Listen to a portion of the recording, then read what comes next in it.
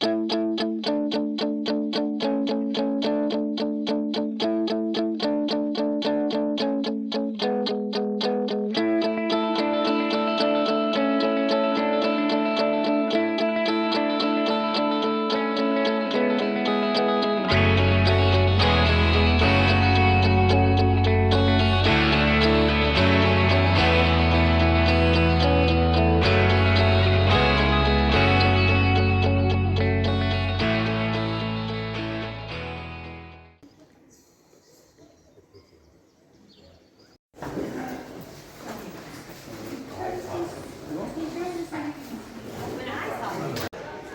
n'est pas encore 7 heures du matin et là, tout le monde est sur le pied de guerre.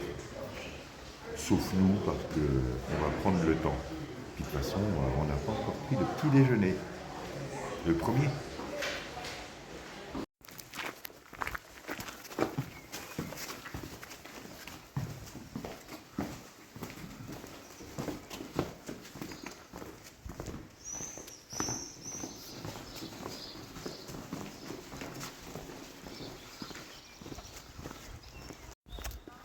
C'est parti pour 21 km jusqu'à Soubiri. Et le temps est toujours très beau. Et ce matin, j'ai failli partir sans chaussures. Mais je vous expliquerai tout à l'heure.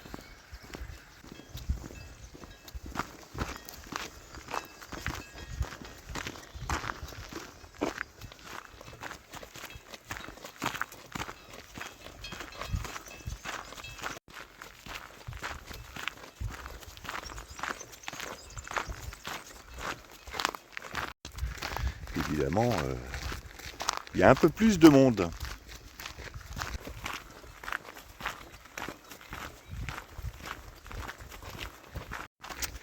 Alors comment ai-je failli partir sans chaussures? Eh bien, c'est un peu l'effervescence dans cette grande auberge ce matin. Donc je vais pour prendre mes chaussures, plus de chaussures dans l'étagère, dans le local à chaussures. Et heureusement, Clémentine m'a dit, il y a un bonhomme qui a exactement les mêmes que les tiennes. Et il était en train de se préparer dehors, j'ai réussi à le rattraper. J'ai regardé les chaussures, je dis mais ce sont mes chaussures que je reconnaissais parce que ça fait 800 km qu'on marche avec. Elles sont un petit poil sales et puis bien usées dessous. Donc il les a enlevées, on a regardé, il était désolé. Sauf que le bonhomme il se retrouve sans chaussures. Ça veut dire que quelqu'un avant lui n'a pas fait gaffe.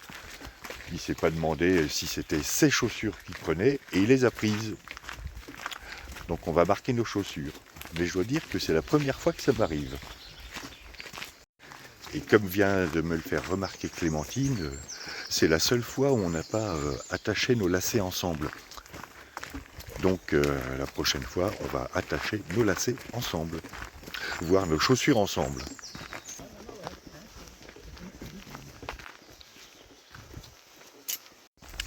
Bon, comme c'est la foule à Roncevaux, on va tâcher de prendre le petit déjeuner à Bourguetec, qui est à 2 km. Et quand je dis petit déjeuner, le premier petit déjeuner. T'as vu, là, on voit qu'il y a du passage, hein, c'est bien aménagé en Espagne pour ça.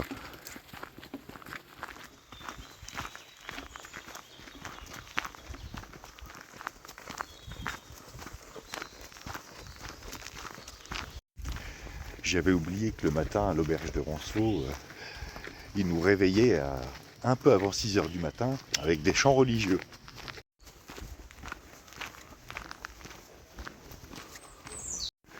Cela dit, à 6 h, j'étais déjà réveillé depuis un moment parce que les Coréens se sont levés à 5 h. Et ils ont beau ne pas faire de bruit, beaucoup de bruit individuellement, ils sont beaucoup. Et forcément, ils tirent la chasse d'eau, qui est bruyante. Donc, réveil à 5 h ce matin. Mais ça, je m'y attendais.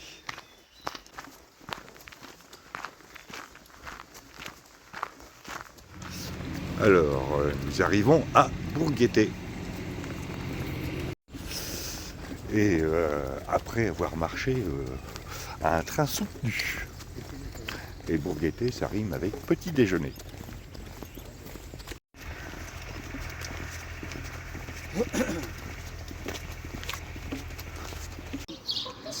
Ceci est une napolitana. C'est bien possible. Bien, après cette pause petit déjeuner, il est temps de repartir. Il doit nous rester 19 km à faire. Et le barman m'a demandé si j'étais des îles Canaries. Bah non. Salut les gars.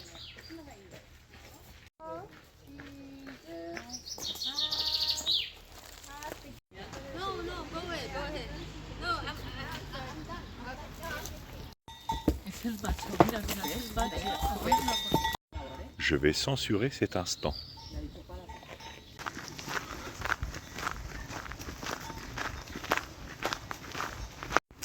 Bon, on a revu l'Anglais qui est passé devant nous, qui a retrouvé ses chaussures. Ses chaussures qui ne sont pas les mêmes que les miennes, mais il avait quand même pris les miennes, et ses chaussures que sa femme avait prises pour les lui préparer. Ah, ça c'est ballot. Du coup, on en a bien rigolé tous les deux.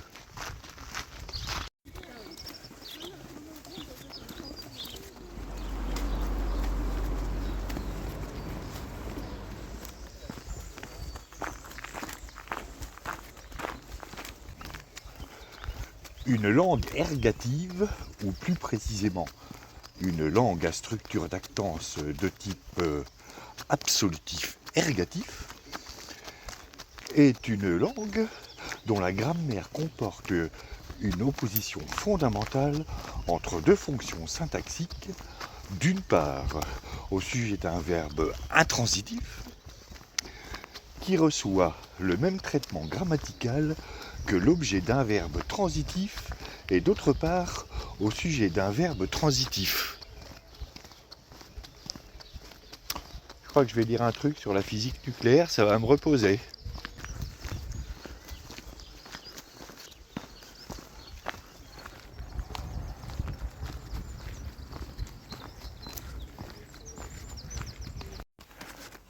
Donc vous l'aurez compris, une langue ergative, c'est une langue dont la grammaire est difficile. Peut-être pas autant que celle du français d'ailleurs. Ah ben tu parles d'une explication? La jument, là. Ouais. Lui, il va devenir noir.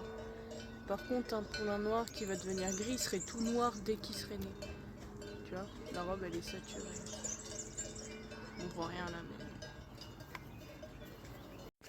C'était la minute cheval de cette étape.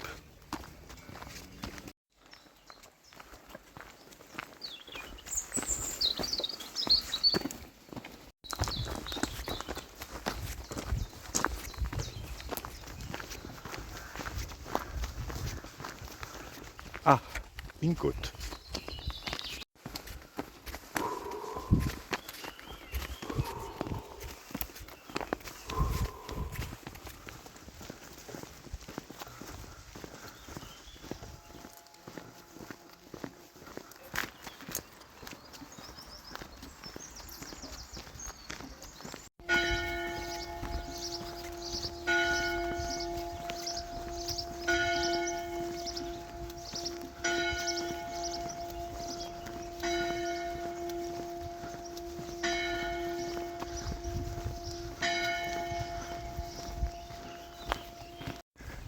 S'ils avaient voulu être raccord avec le balisage officiel, ils auraient dû peindre la route en bleu.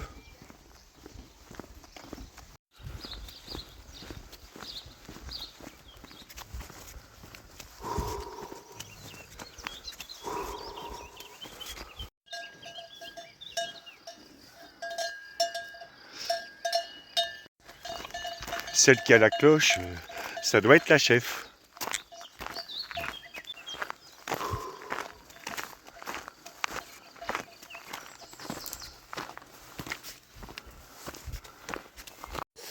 Il y a quelques belles montées dans cette étape, vachement plus courtes que celles qu'on a connues, mais belles quand même.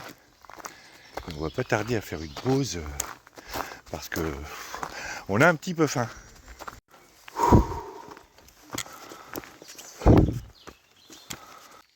Alors, barre énergétique 100% naturelle, spiruline artisanale et menthe.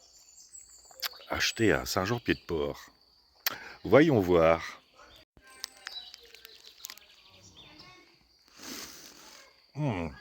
C'est absolument immonde. Et là, ce sont des Américains qui arrivent, donc, enfin des Américaines, on les entend de loin. Oh, c'est dégueulasse. La campagne de Navarre.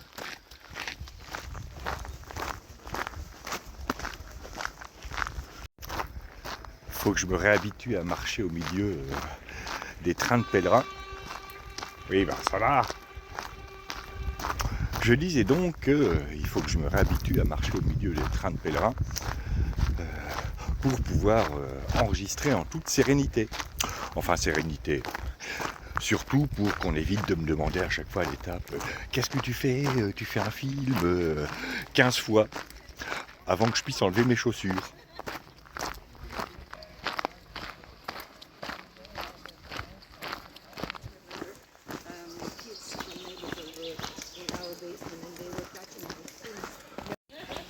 Là, on est dans un magnifique bois de hêtres.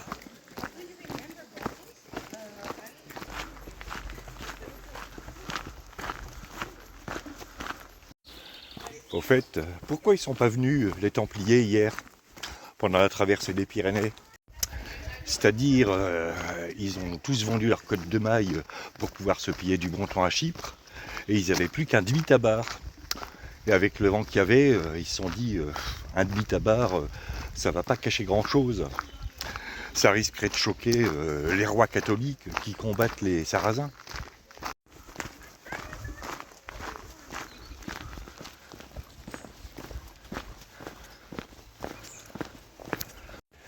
Voilà le type d'aménagement qu'on peut trouver sur le Camino Frances. De ce côté-là, la Navarre a bien fait les choses. Mais il valait mieux, parce qu'avec le nombre de pèlerins qui passent par an, le sol aurait vite été raviné.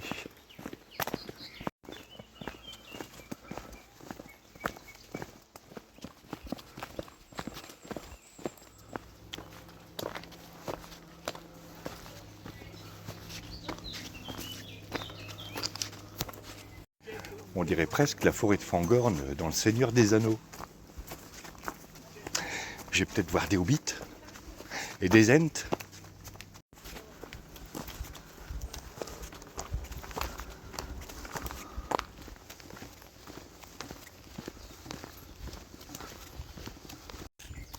Ils auraient pu mettre un tapis roulant quand même. Je prendrais bien un second petit déjeuner.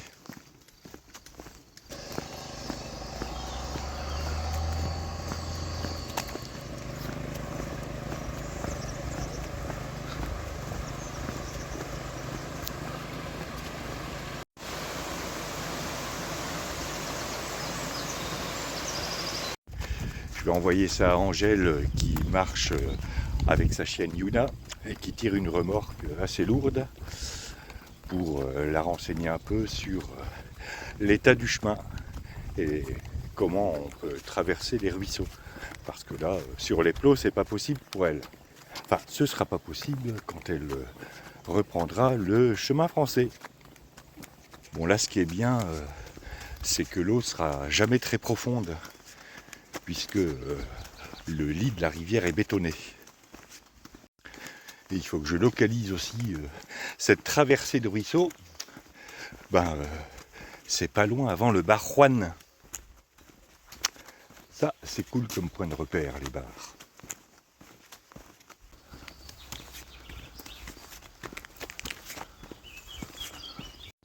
Or, quand je disais que l'eau sera jamais très profonde, évidemment, sauf en cas de gros orages. Là, ça va débouler. Ha ha! On va s'arrêter au bar d'Enaona. Et d'Enaona, on a faim. Désolé. Ah bah quand même, on a failli attendre.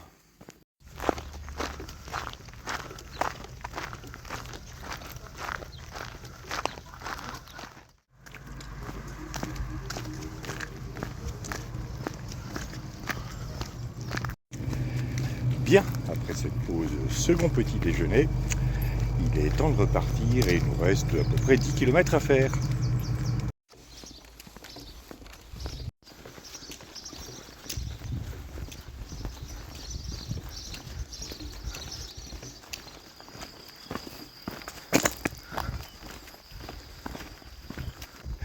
Bon, petite descente dans les sous-bois avant d'aborder la dernière grosse côte de cette étape jusqu'à l'Alto de Héros ou Port des Héros, le col d'Héros.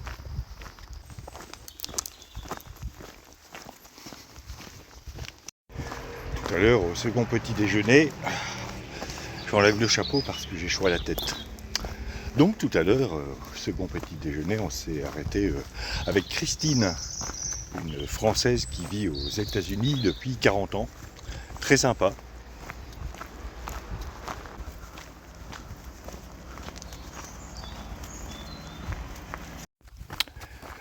Ce soir, je vais quand même non pas réviser les langues ergatives, pas fou non plus. Je vais réviser le conflit entre Philippe le Bel et le pape Boniface VIII, Fulminator, et entre le roi de France et la papauté en général, parce que c'est important dans le contexte de l'étude de la chute de l'ordre du Temple. Ah, j'ai réussi à le dire sans bafouiller, dis donc.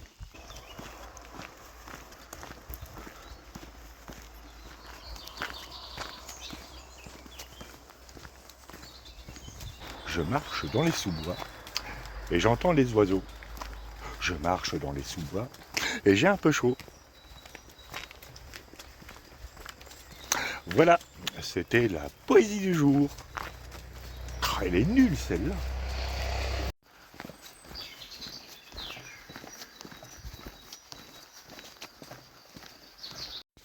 Je ne sais pas quelle étrange association d'idées cette poésie, entre guillemets, a induit dans mon esprit, mais ça m'a tout de suite fait penser à la barre énergétique, à la spirulide et à la menthe.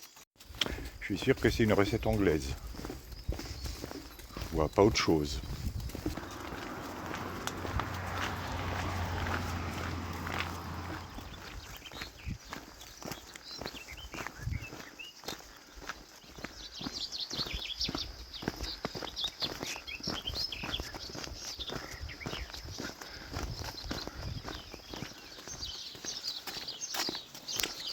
Bon, on va aborder la dernière montée longue de cette étape. Donc je vous retrouve en haut. Et ça, c'est un terrain de pelote basque. Me semble-t-il, parce qu'il y a des raquettes qui sont décidées sur le mur. C'est peut-être un terrain de jokari. Oui.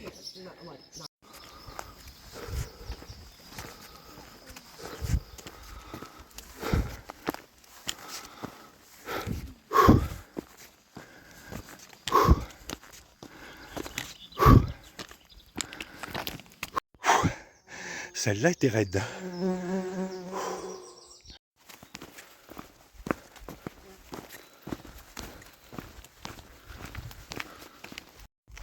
C'est marrant, c'est comme la dernière fois. On était tout un troupeau de moutons au début, puis là on se retrouve quasiment tout seul. Ou alors ils sont tous au bar. Encore. Bande d'ivrognes.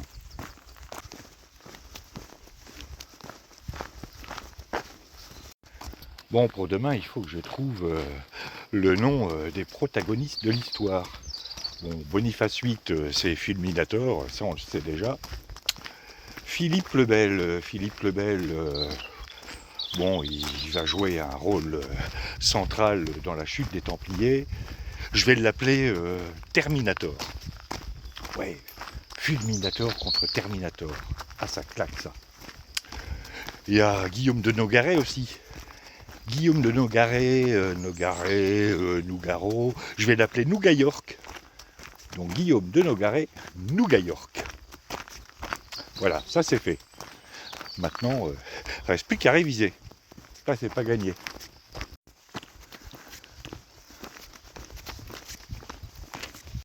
Et je vous retrouve après la dernière côte de l'étape.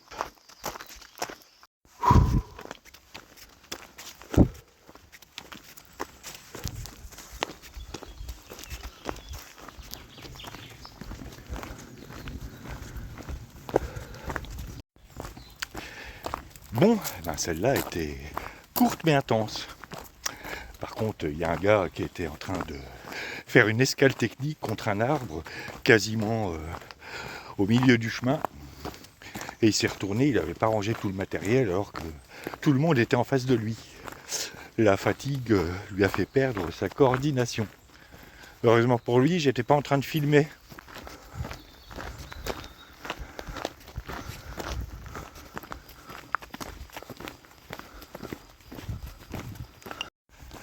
Ben maintenant, ça va descendre jusqu'à Soubiri. Soubiri qui est à un peu moins de 4 km et demi. Et nous devrions arriver pile poil pour le pique-nique.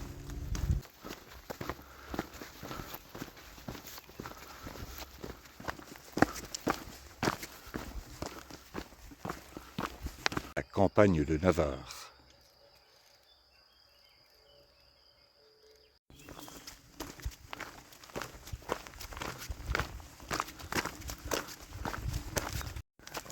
Bar, snack.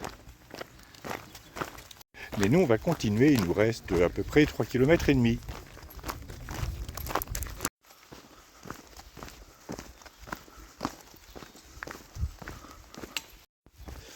Cette étape est plutôt paisible. Ça c'est cool.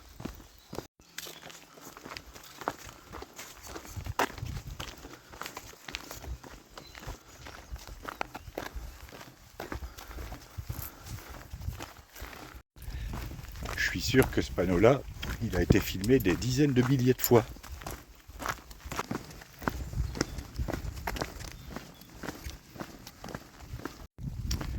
J'ai pas vraiment l'impression que c'est à 26%. J'ai l'impression qu'ils sont quelque peu exagérés le pourcentage.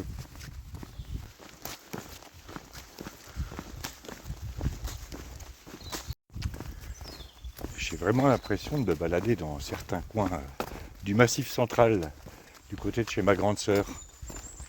Bon, à part que c'est la couleur des chemins qui change.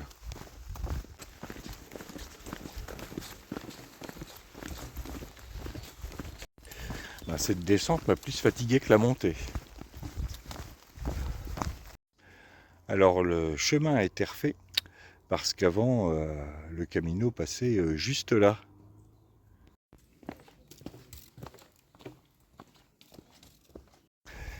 Et comme on dit, c'était une partie assez casse-pattes.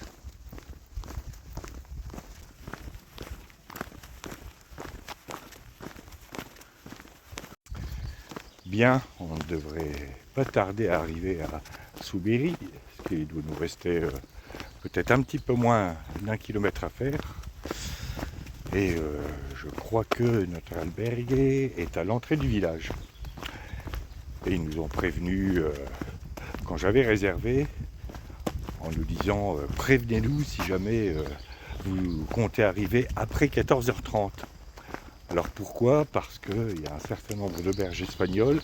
Si vous avez réservé et si vous arrivez après 14h ou 14h30 sans avoir prévenu, eh bien la réservation saute et c'est quelqu'un d'autre qui prend le lit. Donc je les ai prévenus hier qu'on serait là aujourd'hui et en plus je crois qu'il est 1 heure à peu près. Donc on est large.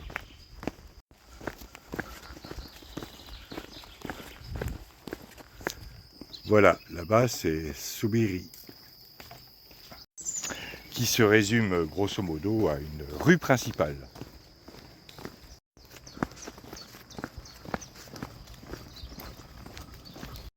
Ah, Clémentine vient de me dire que la descente cassait les genoux. Et c'est vrai que là on y est au 26%, quand même.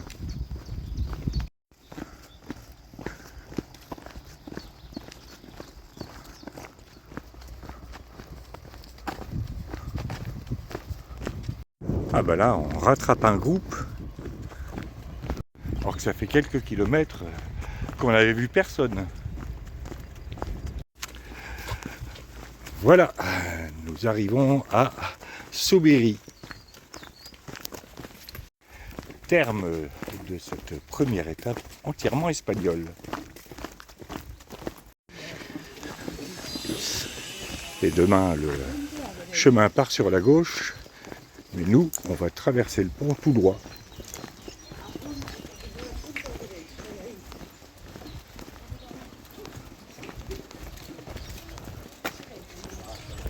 Et maintenant, il n'y a plus qu'à trouver la pension Saldico. Il y a plein de pèlerins qui sont en train de se baigner dans la rivière.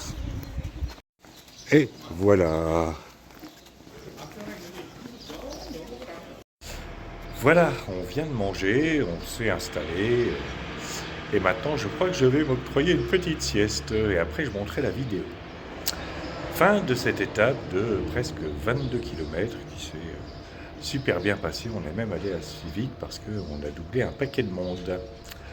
Demain, c'est 20 km jusqu'à Pamplune. Pamplune, nous aurons une journée de repos. Grasse mat, chouette. À demain pour de nouvelles aventures.